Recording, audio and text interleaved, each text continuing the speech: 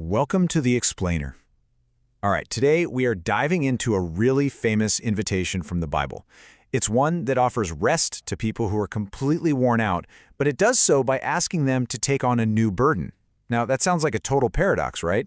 But as we're about to see, the secret is all in the details. It all kicks off right here with this incredibly powerful invitation from Jesus. He's speaking directly to people who are tired, who are carrying these heavy, heavy loads. He says, "I will give you rest."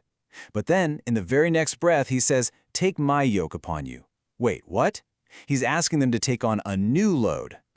And there it is. That's the puzzle we're trying to solve. How on earth can you find rest by taking on another burden? It just doesn't seem to add up. So let's really unpack what's being offered here.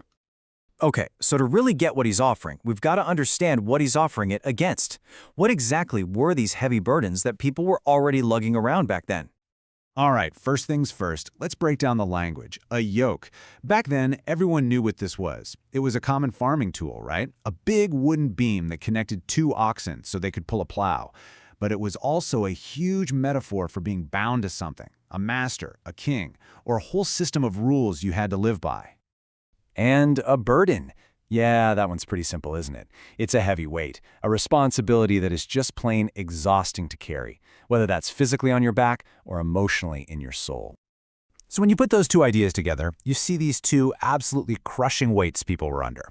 First, there was the yoke of the law. We're talking 613 commandments plus thousands of extra rules piled on top by religious leaders. It was an impossible standard, and that led directly to the second one, the personal burden of guilt.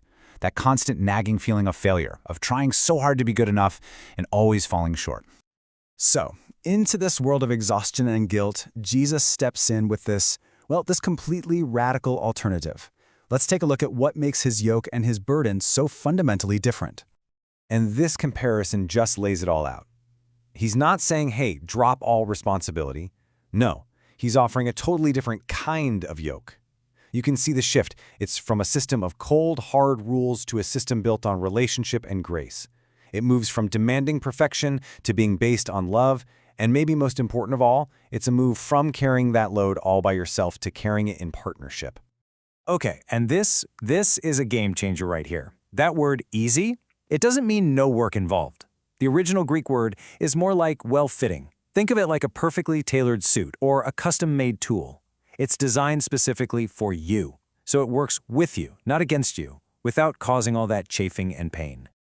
So why is this new burden light? Well, a few huge reasons. For starters, the heaviest thing of all, trying to earn your way to God, is gone. That's a gift. Second, as we said, you're not doing it alone anymore. It's a shared load. And finally, the work itself has a purpose, to love God and love your neighbor, which is meant to bring joy and fulfillment, not just drain you. You know, this whole idea of easy not meaning effortless is so critical, we really need to focus on it for a second. This is where it all clicks into place. This quote really nails it, doesn't it? The path he's talking about isn't some passive, lazy river ride. It requires our active participation. It's a journey that takes effort, but it's a journey that's custom fit for us. And that's exactly where that true rest and peace comes from. Okay, so if effort is still involved, what kind of effort are we even talking about? Because it turns out, not all effort is created equal. There's a crucial distinction we need to make.